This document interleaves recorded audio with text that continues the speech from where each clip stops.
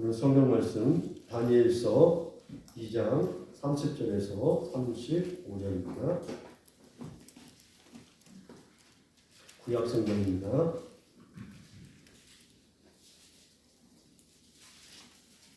1234쪽입니다. 구약 성경 다니엘서 2장 30절에서 35절입니다. 1234쪽입니다.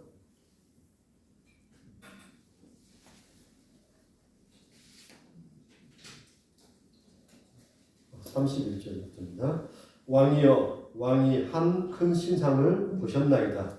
그 신상이 왕의 앞에 섰는데 크고 광채가 매우 찬란하며 그 모양이 심히 두려우니 그 우상의 머리는 순금이요 가슴과 두 팔은 은이요 배와 넓적다리는 노시요 그 종아리는 쇠요 그 발은 얼마는 쇠요 얼마는 진흙이었나이다. 또 왕이 보신즉 손대지 아니한 돌이 나와서 신상의 쇠와 진흙의 발을 쳐서 부서뜨리매 그때 쇠와 진흙과 녹과 은과 금이 다 부서져 여름 타장 마당에 겨같이 되어 바람에 불려 간 곳이 없었고 우상을 친 돌은 태산을 이루어 온 세계에 가득하였나이다. 아멘.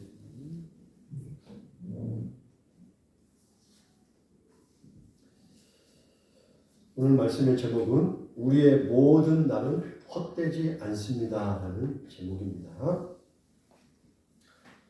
우리가 살아가는 역사가 어디로 향하여 나가야 할지 그 방향으로서 역사의 발전을 우리 개인이 어떻게 보느냐에 따라서 역사적인 그 사실에 대한 관점도 달라지고요. 또 역사적 사건에 대한 평가도 달라지게 됩니다. 역사 발전의 방향에 대한 어떤 확고한 신념이 나에게 있다면 자신을 역사의 진행 방향에 내가 순응할 것인가 아니면 지금 진행되고 있는 역사의 방향에 대해서 내가 반대할 것인가 또 이 역사의 이 나가는 발전에 대하여 내가 어떠한 태도를 지닐 것인가에 대한 우리의 삶의 자세가 나온다는 것입니다.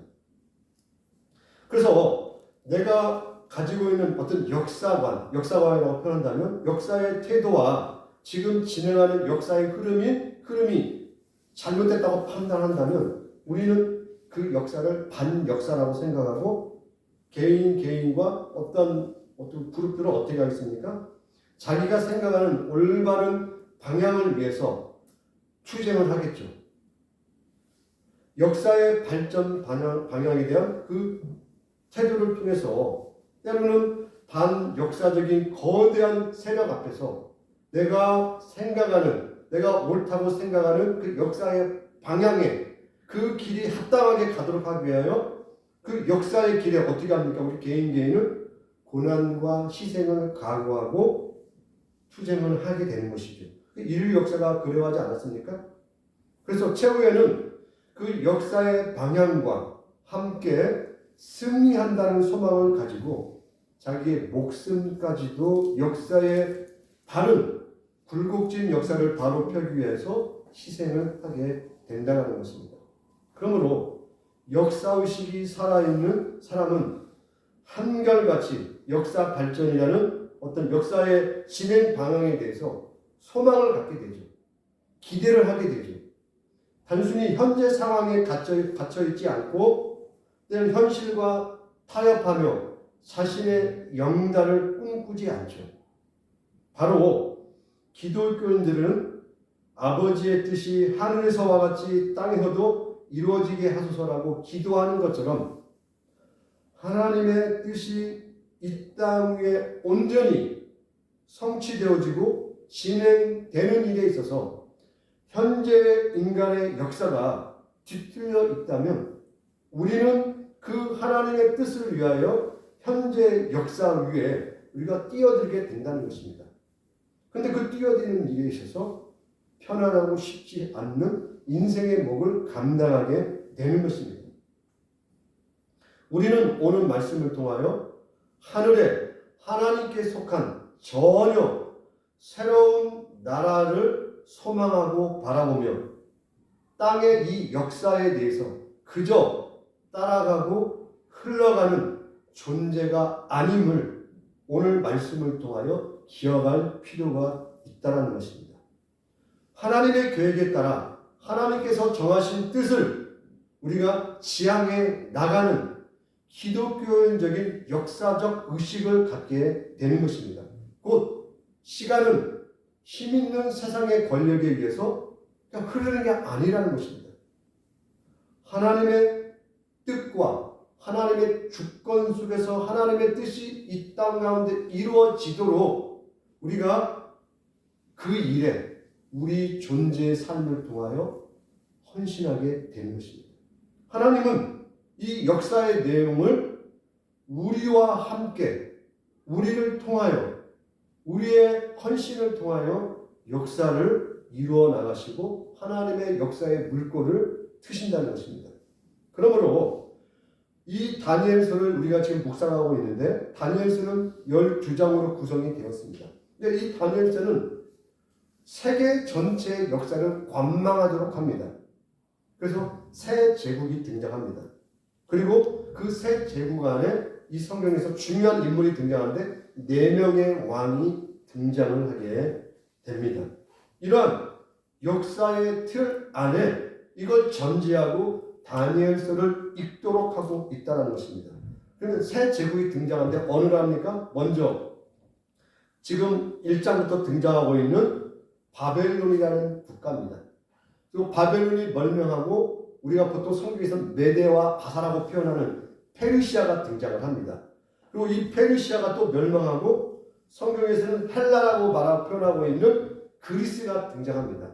이 그리스가 등장할 때 알렉산더 대왕이 등장하게 되고 특별히 알렉산더 대왕이 죽음으로 말미암아 그 부하들이 4개의 나라를 세우게 되는데 이집트를 중심으로 한 국가, 그 다음에 유대 지방과 소아시아 중심으로 하는 셀루쿠스 왕조, 이집트를 중심하는 프톨레마이오 그 왕조가 중심으로 해서 헬라 제국 위에 4개의 나눠진 국가가 등장하게 되는 것이죠. 이게 신약 중간사에 등장하는 나라들입니다.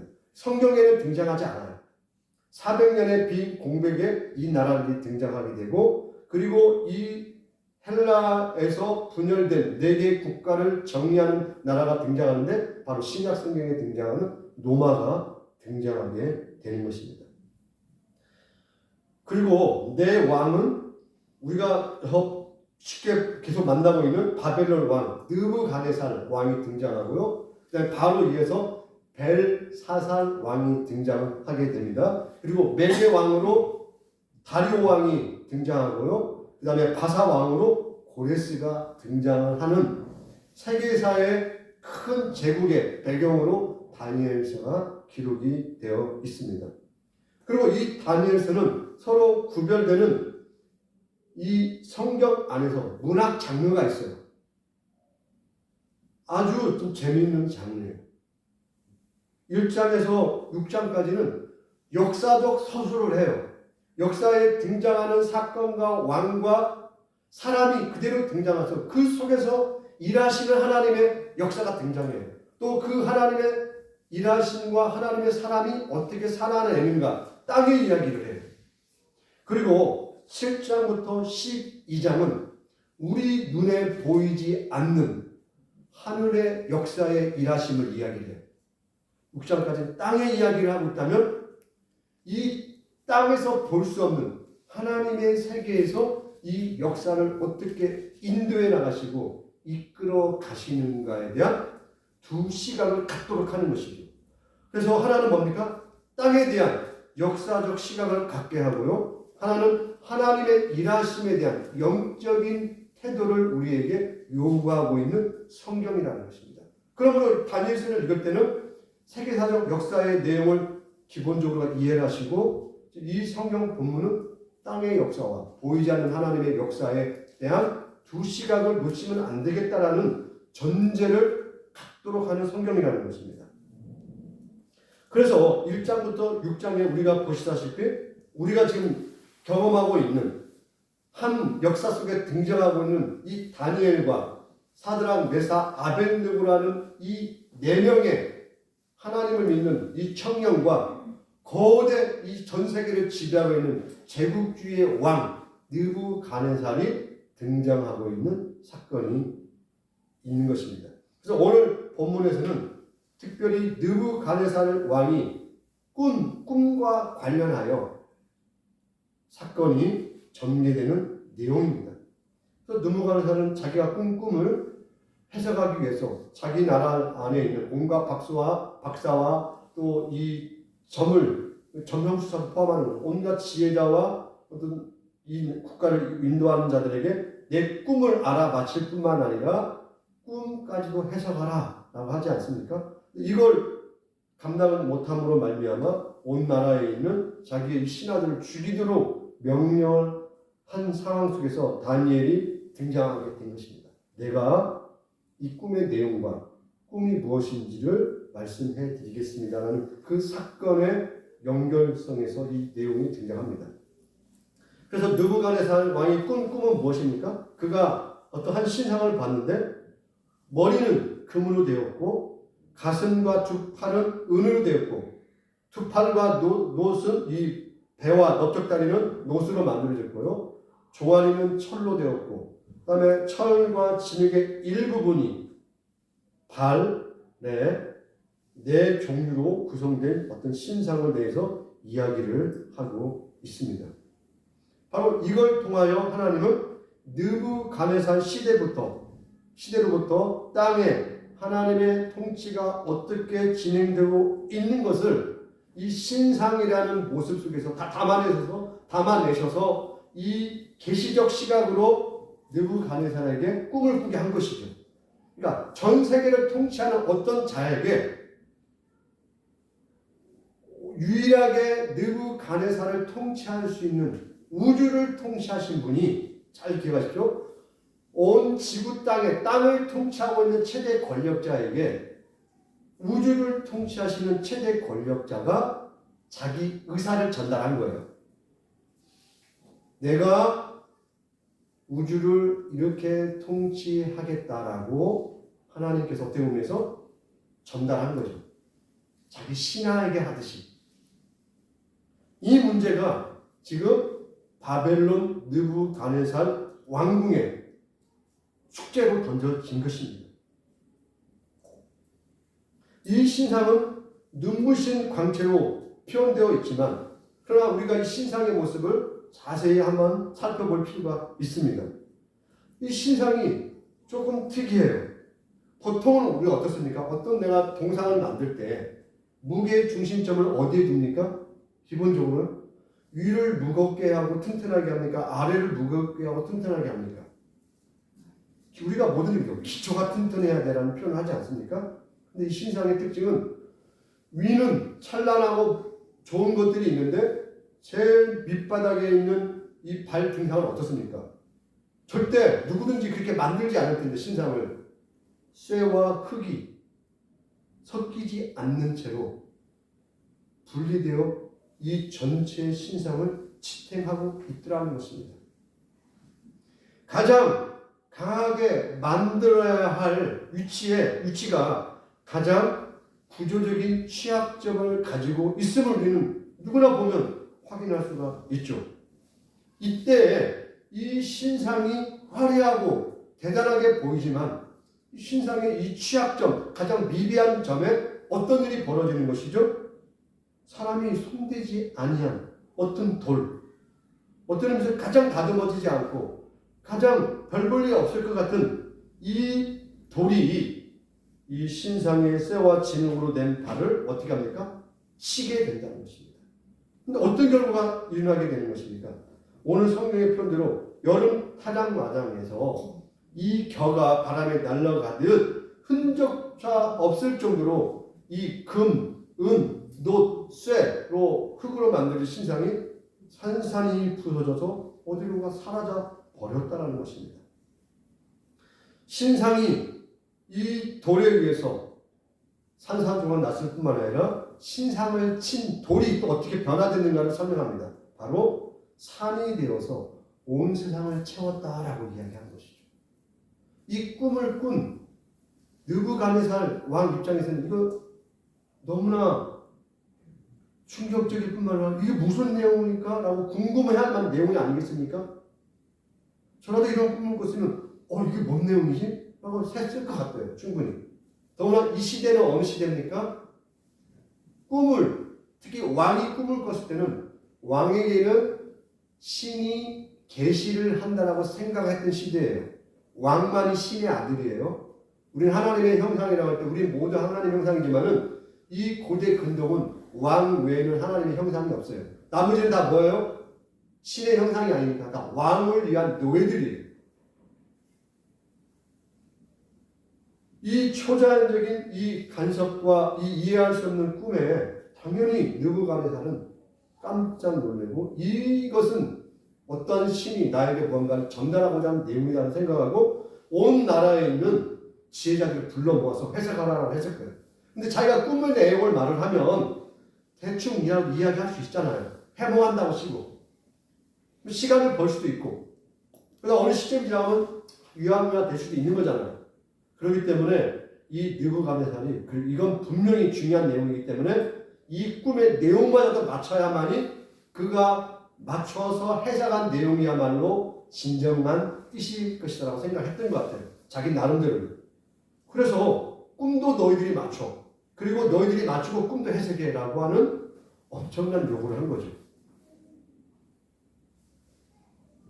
하나님께서는 지금 이 느부갓네살이라는 이 존재를 통하여 무언가를 좀 이야기하고 싶은 거죠. 어떤 겁니까? 지금 느부갓네살은 초강대국의 그 강대국의 1인자예요. 자기는 신의 아들이에요.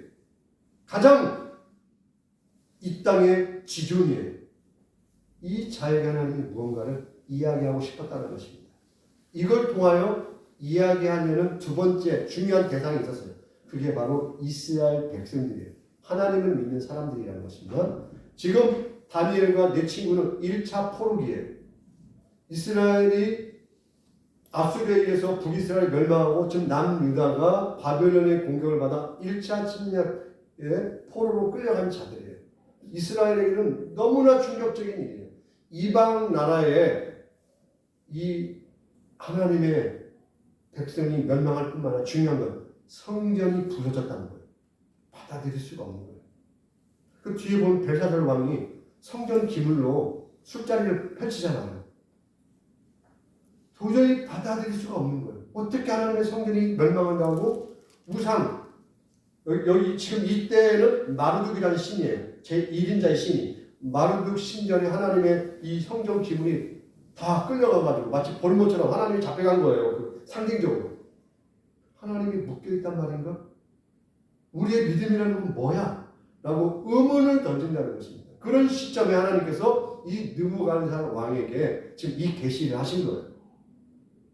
너희와 이 땅의 강대국의 왕이고 너만이 지존이라고 하는데 과연 이 바벨론이라는 나라의 운명이 과연 너의 힘과 능력과 권세로 유지되는 나라일까라고 하나님이 지금 의문을 그에게 던지는 것입니다. 그리고 이 내용을 이스라엘 백성들이 보게 하는 거예요.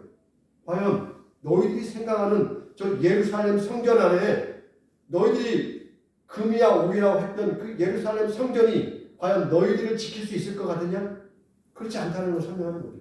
지금 새로운 하나님의 영역의 이야기를 하는 거죠. 지금 너희들 지상에 보이는 역사적 그 현상에만 너희들의 믿음을 줘서는 안 되느니라.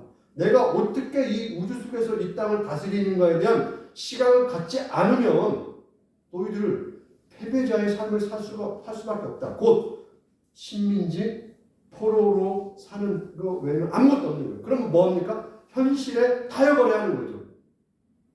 느부갓네살이라는 이 왕의 절대 권력에 타협하여 살아야만이 생존 가능한 거예요. 그거에 뭐가 있겠습니까? 당연히 그렇지 않겠습니까? 그런데 다른 길이 있다는 거예요. 너희들이 죄를 범하고 너희들이 하나님을 떠나서 오히려 예루살렘 성전에서 우상을 섬기지 않았느냐. 나는 그거에 묶여있는 신이 아니니라. 너희들이 사는 길이 있는데 내가 누구인지를 다시 좀 배워야겠다. 더불어, 이건 더불어입니다. 느부갓네살 너도 배워야겠다라고 하나님이 지금 어떤 조치를 취하고 있는 것입니다. 이 세상이 강대국이 통치하고 또 그 강대국은 영원할 것 같은데 성경은 지금 하나님의 시간표에 의해서 너희들의 존재라는 것은 일부 한 파트를 맡고 있을 뿐이다라고 이야기하고 있다는 것입니다. 그리고 너희들의 권력과 힘이 독자적으로 너희들의 운명을 결정할 수 있을 것 같으냐? 그럴 수 없다는 것이죠. 세상 나라는 하나님 나라를 향하는 과정의 일부라는 것입니다. 이렇게 하나님께서는 인간의 허위를, 인간의 어떤 감춰진 약점을 벗겨서 폭로해버리는 것이죠. 이 다니엘서를 통하여. 현실 속에서 폭력과 권력과 돈으로 세상을 지배하는 것 같지만 바람에 날아가는 겨와 같다라는 사실을 속속히 드러내서 해부해 버린다는 것입니다. 성경 본문은 시대별로 등장해서 땅의 패권을 장악한 나라들을 하나의 신상을 통한 통일체로 보여줍니다. 거기는 다양한 나라가 있을 수 있다는 것이죠. 인류 역사 속에서 바벨론 전에 어떤 나라가 있었습니까? 아수르가 그 신상과 동일한 것이죠. 그 전에는 어떤 나라가 있었어요? 애국이 있었죠. 그 후에 또 계속해서 노마 이후에 뿐만 아니라 오늘날의 이 시간까지도 땅의 패권을 차지하기 위해서 온 나라와 민족들이 싸움을 하고 있지 않습니까? 지금 우리가 생각하는 이 한반도를 중심으로 한번 여러분 그림을 그려보세요. 우리나라를 중심으로 어떤 힘의 세력들이 역사하고 있는 이런 것만 그려봐도 중국이라는 이 새롭게 올라오고 있는 강대 국가, 미국의 이 패권을 유지하기 위한 이 충돌 속에서 우리의 모습은 어떻습니까? 불안함이 있잖아요. 아무 문제가 없습니까? 여기에 또 대만 문제까지 있게 됩니다. 우리의 한국은 단순히 우리 자체 안에 분단의 문제까지 엉켜서 복잡하죠. 이 세계사의 운명을 과연 저 강대국이 자기들의 뜻대로 움직일 수 있을까? 단순히 전쟁, 경제 이것뿐만 아니라 이제는 앞을 내다볼 수 없는 여러 변수들이 생각지도 않는 변수들이 발생했다는 것입니다. 러시아가 무너지는 순간 이제는 다시 냉전의 시대가 아닐까라고 저도 생각했죠. 이제 이 이데올로기 공산주의니 민주주의 이런 문제로 전 세계가 흔들리리라고는 생각하지 않았는데 전혀 생각지 못한 신냉전의 세계가 온 거죠. 러시아의 문제가 아니라 중국과 미국과 충돌하리라고 누가 생각을 했겠습니까? 그리고 러시아가 우크라이나 그런 나라를 자기가 예전에 어떻게 보면 동맹국처럼 소비에트 연맹, 국가 연맹 속에 있던 그 나라와 전쟁하리라고 누가 생각을 했겠습니까? 근데 이 국가의 전쟁이 전 세계의 경제난을 이렇게 심화시키라고 아무도 생각 못했다는 것입니다.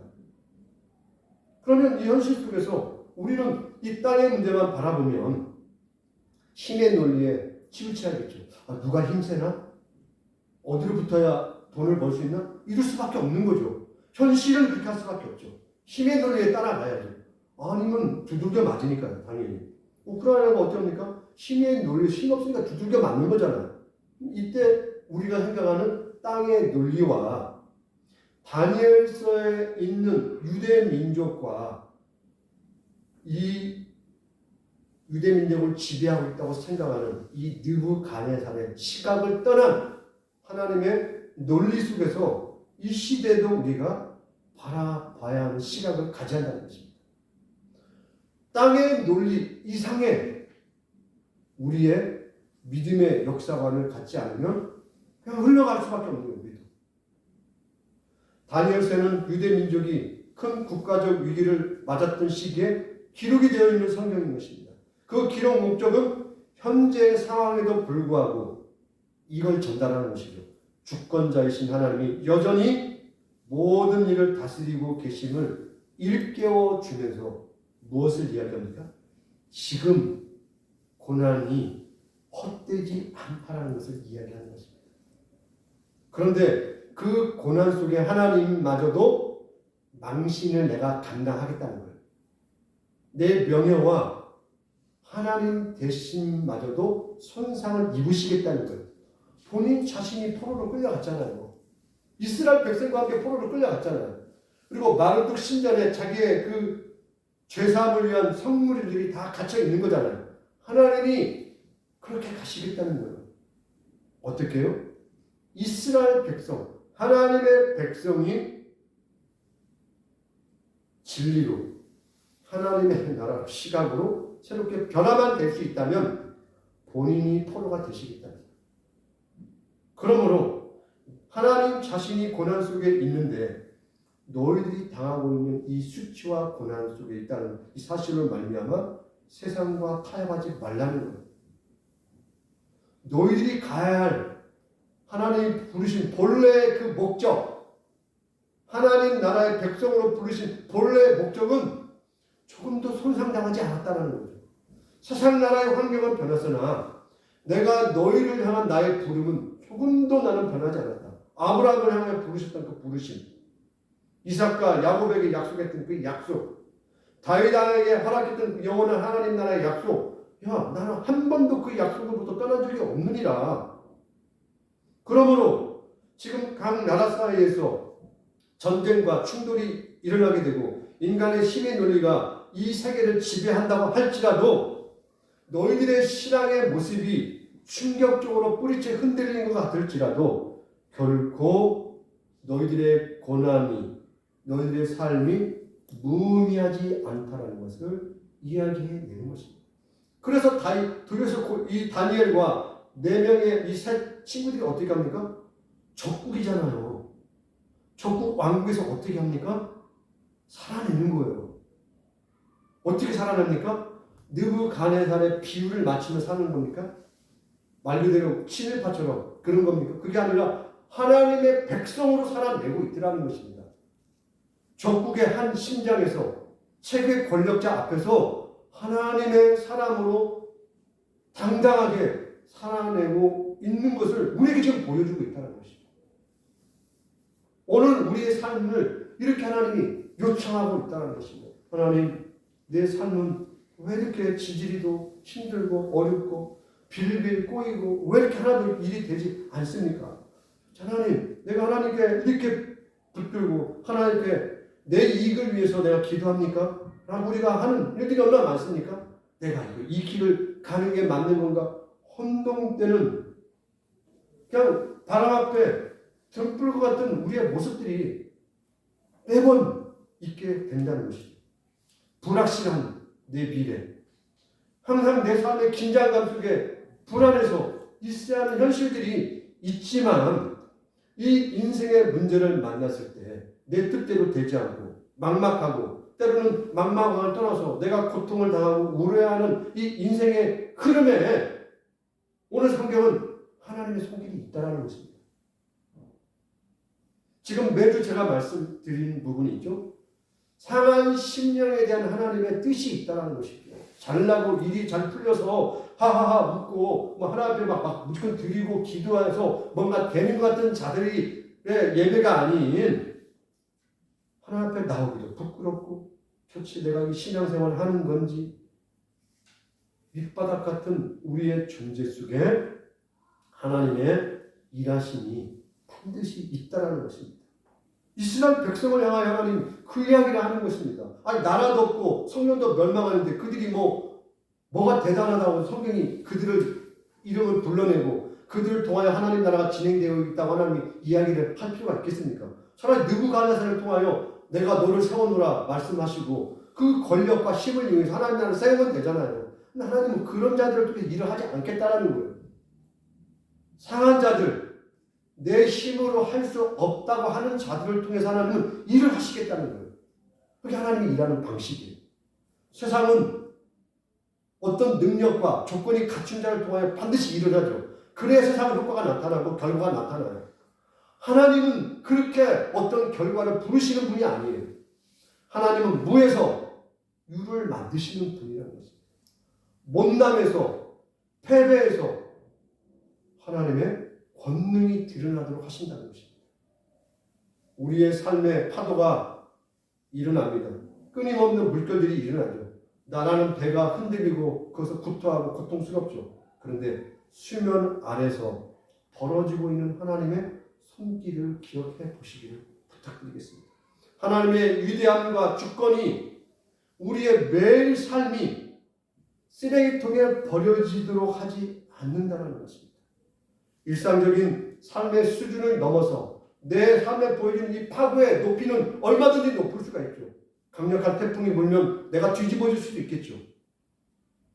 힘겨워 보일 수도 있죠. 그런데 하나님은 그 위에서, 험난한 이 세상의 그 위에서, 우주적 통치의 능력 위에서 우리를 지키시고 이끄시고 있다는 것입니다. 그러므로 현재의 모습이 어떻든지 하나님이 모든 일을 다스리고 계시다는 사실을 믿으시기 바랍니다. 그래서 조금 내 가는 길이 순환의 길이고 형극의 길일지라도 하나님의 역사의 길은 반드시 나를 하나님이 합당하신 자리까지 이끌어 간다는 그 사실을 기억하시기 바랍니다. 하나님 나라가 이 땅 위에 우뚝 서듯이 우리가 믿음으로 이 땅 위에 반드시 우뚝 서게 될 것입니다. 그러므로 현실에 영합하고 욕망지향적 삶을 우리가 내려놓고 하나님의 역사에 동참하고 그 역사에 동참할 때 있는 아픔과 고통을 역사의 길로, 하나님의 길로 받아들이고 걸어가는 것입니다. 그러므로 우리는 하나님의 역사에 대한 믿음의 시선을 바르게 고정했으면 좋겠습니다. 그래야 실패의 자리, 죽음의 자리에서도 하나님의 유익이 담겨지는 것입니다. 비록 지금은 넘어졌으나 다시 일어서게 되는 것입니다. 이런 깨달음을 가지게 되면 우리는 삶의 자리에서 도망치지 않고 감당하게 되는 것입니다. 시도 때도 없이 밀려오는 도전에 응전할 수 있게 되는 것입니다. 숨지 마시기 바랍니다. 아무것도 도움이 되지 않습니다. 하나님이 우리의 인생의 역사에, 우리의 부족함에 반드시 함께 하실 것입니다. 하나님께서는 우리의 불완전한 현실과 역사 속에서도 넉넉하게 일하십니다. 주님 앞에서 우리의 모든 날은 헛되지 않습니다. 너무 조바심 내지 마시기 바랍니다. 세상의 죄의 세력과 우리 스스로 삐그덕거리는 실수와 잘못이 우리의 운명을 결정하지 못합니다. 우리의 운명은 하나님의 자존심과 연결되어 있습니다. 우리의 미래에 대하여 너무 두려움과 염려에 사로잡히지 마시기 바랍니다. 하나님의 기다리심과 우리를 향한 하나님의 열심이 새로운 우리로 변화시켜 주실 것입니다.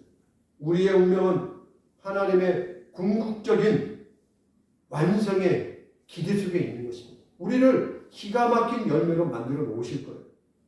이것이 우리의 역사가 될 것입니다. 하나님께서 펼쳐주신 이 역사 속에 우리의 인생을 거시기 바랍니다. 반드시 주께서 열매로 우리 앞에 가져다 주실 것입니다. 이 하나님의 역사의 삶 속에 들어가시기를 주님의 이름으로 부탁드리겠습니다. 기도하겠습니다.